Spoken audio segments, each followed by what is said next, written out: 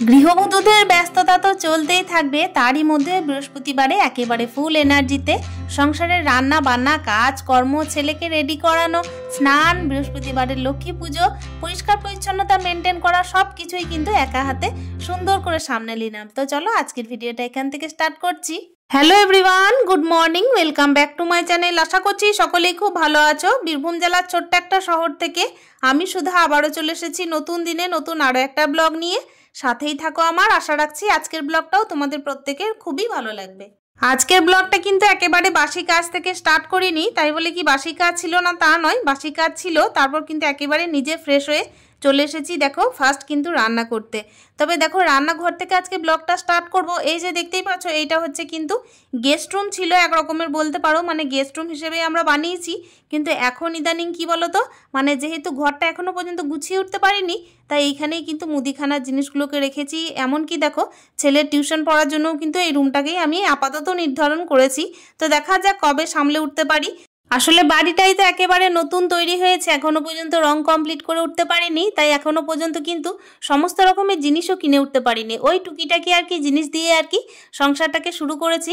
তো চলো, সংসারটা না হয় শুরু হয়েছে টুকটুক করে, তো এরই মাঝে দেখো কাজকর্ম তো চলতেই থাকবে। আমি কিন্তু ছেলের জন্য দেখো স্কুলের রান্না বসিয়ে দিয়েছি। আর বৃহস্পতিবার দিন কি হয় বলো তো, তাড়াহুড়ো থাকে, হাত ধীরে সুস্থে যদি পুজোটাও না দিই না তাহলে ভালো লাগে না। প্রত্যেকটা হিন্দু ঘরেই তো এমনিতে বৃহস্পতিবার হচ্ছে লক্ষ্মীবার, আর মা লক্ষ্মীর পুজোটা দেখবে একটু ধীরে সুস্থে দিলেই মনটা ভালো থাকে। তা না হলে কিন্তু দেখো তাড়াহুড়ো করে এদিকে পুজো হতে চায় না ভালো করে। আর এদিকে দেখলাম আমি চাটা গরম করে নিলাম। আসলে আমার বাবা বলছিলেন যে চাটা একটুখানি গরম করে দিতে। তোমরা তো জানো ভালোভাবেই, মারা আর কি রাত্রেবেলায় শুতে আসেন আমার কাছে। আর এখন দেখো আমি অ্যাট ফার্স্ট না টিফিনটা করে নিচ্ছি। কি বলতো, ছেলের জন্য টিফিনটা এখন ইদানিং কি করছি, গরমের দিনে আগে বানিয়ে দিচ্ছি, মানে একটুখানি যেন ঠান্ডা হয়। আর এই 2 দিন থেকে না আমি চাউমিনটাই দিচ্ছি, জানো, লুচি করে দিচ্ছি না। তোমরা তো দেখছোই যে কিছুদিন আগে পর্যন্ত আমি আলু পরোটা, লুচি এসব করে দিচ্ছিলাম, তবে আজকেও আমি চাউমিন করেছি, কালকেও করেছিলাম চাউমিন। আসলে সংসারে কর্মব্যস্ত জীবনে না যেদিন যেটা আর কি সুবিধা মনে করি আমি সেটাই করার চেষ্টা করি। আর তাছাড়াও কি বলতো, বাচ্চারা না প্রত্যেক দিন ধরো আটার জিনিস খেতেও পছন্দ করে না, কখনো কখনো দেখবে পাল্টে পাল্টে মানে ওই চাউমিন নুডলস আর কি পছন্দ করে। আর টিফিনটা আমি এখন ইদানিং মানে আগে আগে করার চেষ্টা করছি ওই কারণেই, যাতে কিনা টিফিনটা গরম অবস্থায় ভরতে না হয়। আর এই যে দেখতেই পাচ্ছ ফুটো ফুটো যে বাটিটা আছে না, তার মধ্যেই কিন্তু আমি এখন দেখো চাউমিনটা ঢেলে নিয়েছি। আর আজকে না এমন কিছু হিউজ পরিমাণে রান্না করব না, আজকে এই যে ভাজা ভুজি, ডাল, আলু সিদ্ধ এসব দিয়েই কিন্তু আমি ছেলেকে খাইয়ে পাঠাবো। মানে কালকে না 2 বেলা মাংস খাওয়া হয়েছে। আমি তো কালকে দেখলে ব্লগের মধ্যে যে মাছ রান্না করেছিলাম তার সঙ্গে কিন্তু অনেকগুলো সবজি হয়েছিল। তবে কি বলতো, মাছটা না একেবারে হাতও দেওয়া হয়নি। কালকে আসলে 2 বেলায় কিন্তু মাদের বাড়ি থেকে চিকেন এসেছিল, তাই 2 বেলায় কিন্তু চিকেন খাওয়া হয়েছে। তাই মশলা জাতীয় খাবার কিন্তু আজকে সেরকম কিছু করব না। প্রত্যেক দিন আর কি মাছ মাংস খেতে না আমি এমনিতেই পছন্দ করি না, শুধুমাত্র ছেলেকে করে দিই যেটা খেতে চাই। তবে আমার ছেলে যেহেতু মাছ খায় না, তাই ওকে ডিমটা প্রত্যেক দিন দিতে হয়। আর এখন দেখো এই যে টিফিনটা আজকেও রেডি করে দিয়েছি। আর প্রত্যেক দিন এই গরমের মধ্যে না শসাটাকে একটু স্লাইস করে আর কি কেটে দিচ্ছি, যাতে ও খেতে সুবিধা পায় আর কি। তো চলো, এই যে দেখতেই পাচ্ছ এদিকে কিন্তু ভাজাটাও নামিয়ে দিয়েছি। আর এখন দেখো পেঁয়াজ আর কি কেটে নিচ্ছি। তো পেঁয়াজটা কিসের জন্য কাটছি বলো তো, এদিকে না মানে আলুটা যেটা আর কি সিদ্ধ করেছি ভাতের মধ্যে, তো সেই আলুটাকেই আমি একটু মেখে নেব। আলু মাখাতে এইদিকে দেখবে কাঁচা পেঁয়াজ দিয়েও খেতে ভালো লাগে। তবে কি বলতো, আমি তো খাবো সেই অনেকক্ষণ পর, তখন কিন্তু আর কাঁচা পেঁয়াজ দিয়ে মাখানো এই আলু মাখাটা না খেতে ভালো লাগবে না মোটেও। ওই কারণে জিরে আর পেঁয়াজ লঙ্কা দিয়ে আমি আলুটাকে মেখে নেব। আর কি বলতো, এই যে পেঁয়াজটা কাটছি তো এখন কিন্তু কড়াইটা ওদিকে বসানো আছে। এদিকে কড়াইয়ের মধ্যে কিন্তু অলরেডি তেল আর জিরেটাও দিয়ে দিয়েছি, শুধুমাত্র পেঁয়াজ লঙ্কাটা আর কি কেটে মিশাতে বাকি। আর এখন দেখো আমি চটজলদি কিন্তু রান্নাটা সেরে ফেলবো। ওই যে বললাম তাড়াহুড়ো আছে প্রচুর পরিমাণে, আর বৃহস্পতিবার মানেই দেখবে প্রচুর জোগাড়ের ব্যাপার থাকে, তাই না? তাই কিন্তু প্রত্যেক দিন দেখবে যতটা এনার্জি থাকে না, বৃহস্পতিবারে এনার্জিটা একটুখানি বলতে পারো যে ডবল করতে হয়। কেন কি দেখো, মা লক্ষ্মীর পুজো যখন করতে হয় না, তখন একটু ধীরে সুস্থে তো করতেই হয়, তার সঙ্গে কিন্তু অনেক কিছু জোগাড়েরও ব্যাপার থাকে। সেই কারণে আমি চেষ্টা করলাম যে একেবারে কিন্তু রান্নাবান্না সেরে স্নানটা সেরে নেব। আর এখন দেখো হ্যান্ড ওয়াশ করতে এসেছি। আসলে কি বলতো, আলু মাখা না আমি কখনোই মানে হ্যান্ড ওয়াশ না করে আর কি মাখি না। ইভেন কি বললো তো, আমি না কারো হাতে মানে আলু মাখা খেতে ভালোবাসি না। যতক্ষণ দেখি দেখি যে সে আর কি হ্যান্ড ওয়াশ করে মাখছে তবেই খেতে পছন্দ করি, তাছাড়া কিন্তু আমি একদম সবার হাতে আলু মাখা খাই না। মানে আমার এটা কেন জানি না আসলে রুচিতে আসে না, সেই কারণেই। আবার দেখবে আমি নিজের ক্ষেত্রে এটা বলার চেষ্টা করছি ঠিক কথাই, আবার তোমরা হয়তো কেউ কেউ কমেন্টে বলবে যে দিদিভাই তাহলে ফুচকার দোকানে তো ঠিক খাও। হ্যাঁ সত্যি কথা, ফুচকার দোকানে দেখবে সবাই সব খায়, কিন্তু বাড়িতে দেখবে সেটা না আমরা খুব একটা পছন্দ করি না। এমনিতে তো চোখের আড়ালে অনেক কিছুই হয়, তাই না? তবে আমাদের ব্যক্তিগত জীবনে কিন্তু আমরা যতটা পারি পরিষ্কার পরিচ্ছন্নতা মেনটেন করি, এটাই কিন্তু আমাদের কাম্য, বলো। আর প্রত্যেক দিন কিন্তু নিজের পরিষ্কার পরিচ্ছন্নতা মেনটেন বাড়ির মধ্যেই করা যায়। এমনিতে তো বাড়ির বাইরে বেরোলেই পলিউশনে ভরা, যেটাই খাবে সেটার মধ্যেই কিন্তু দূষণ, আর যেটা খাবে সেটাই কিন্তু দেখো কেমিক্যাল, ফুড কালার আর নানা রকমের উল্টোপাল্টা মশলা, এই সমস্ত দিয়েই কিন্তু বাইরের খাবারটা তৈরি। তাই বাইরেরটা তো আমরা দেখো কন্ট্রোল করতে পারবো না, কিন্তু ঘরেরটা কন্ট্রোল করলে ভালোই হয়। ঘরের মধ্যে দেখো একটু হাইজিন মেনটেন করে চলা, আর তার সঙ্গে হচ্ছে কি বলতো সংসারের কাজকর্মগুলোকে একটুখানি মানে পরিপাটি করে নেওয়াটাই আমাদের মানে বিশেষ করে দরকার। তো চলো, এই যে কথা বলতে বলতে ওইদিকে রান্নাঘরের কিন্তু পাট চুকে গেছে। ছেলেকে অলরেডি আমি খাইয়ে দাইয়ে একটা ডিমের অমলেট করে তারপর কিন্তু ওকে খাইয়ে একেবারে কিন্তু স্কুলের গাড়িতে বসিয়ে দিয়ে এসেছি।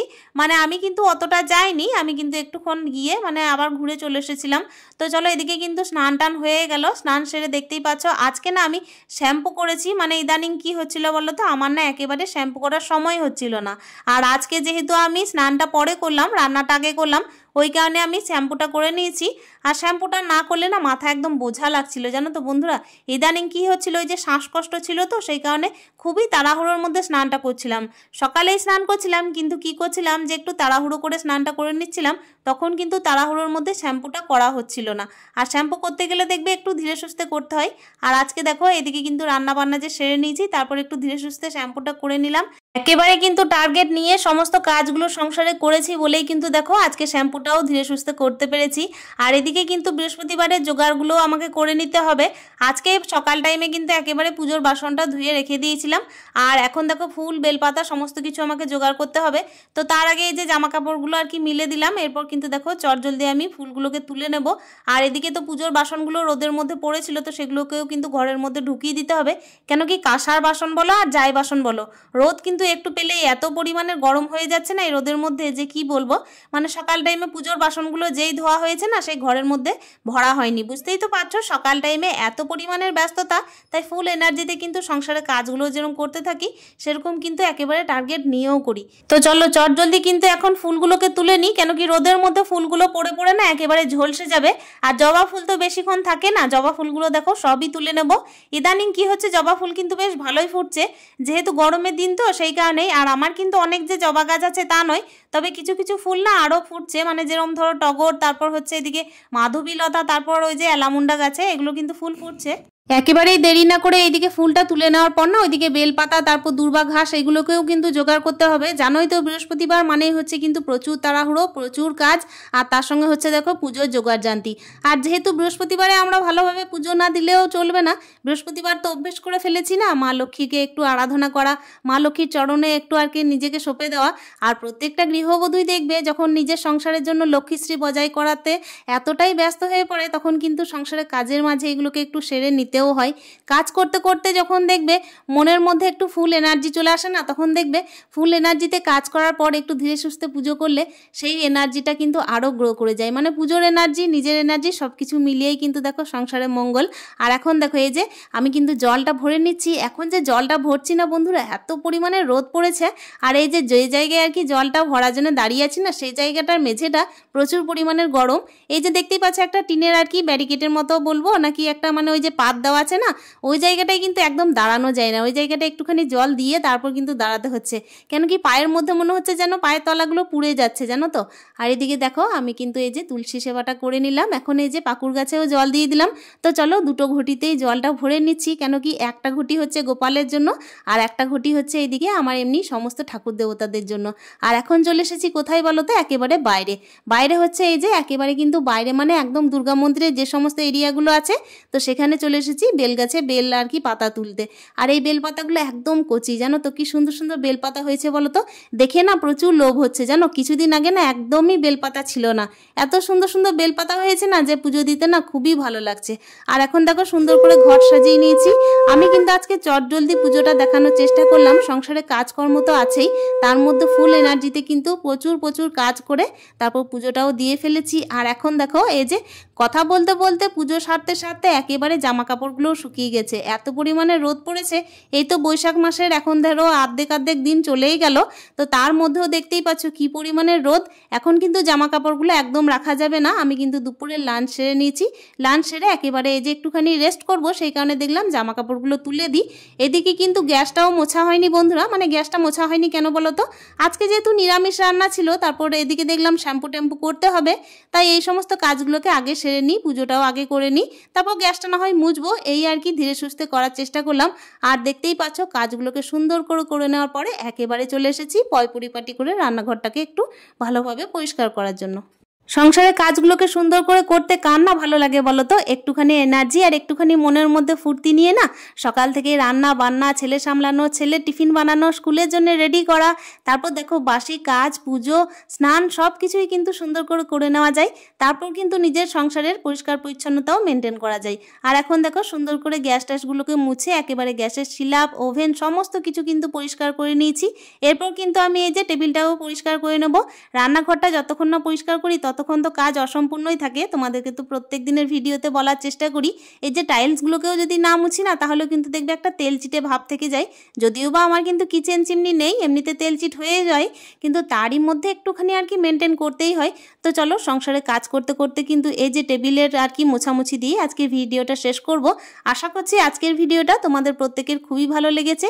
যদি ভালো লেগে থাকে তাহলে একটা সুন্দর কমেন্টের মাধ্যমে জানানোর চেষ্টা করো বন্ধুরা আমার সংসারের কাজগুলো তোমাদের কেমন লাগলো।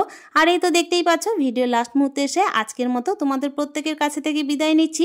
সুন্দর করে সংসারের কাজগুলোকে আবার দ্বিতীয় দিন তোমাদের সামনে তুলে ধরবো। তাহলে চলো আজকের মতো প্রত্যেকের কাছে বিদায় নিয়ে আজকের ব্লগটা এখানেই শেষ করছি। দেখা করছি প্রত্যেকের সাথে অন্য দিনের অন্য আরও একটা ভিডিও নিয়ে। ততক্ষণের জন্য প্রত্যেকে ভালো থেকো, সুস্থ থেকো, হ্যাপি থেকো, স্টে হ্যাপি উইথ হ্যাপি মন, টাটা।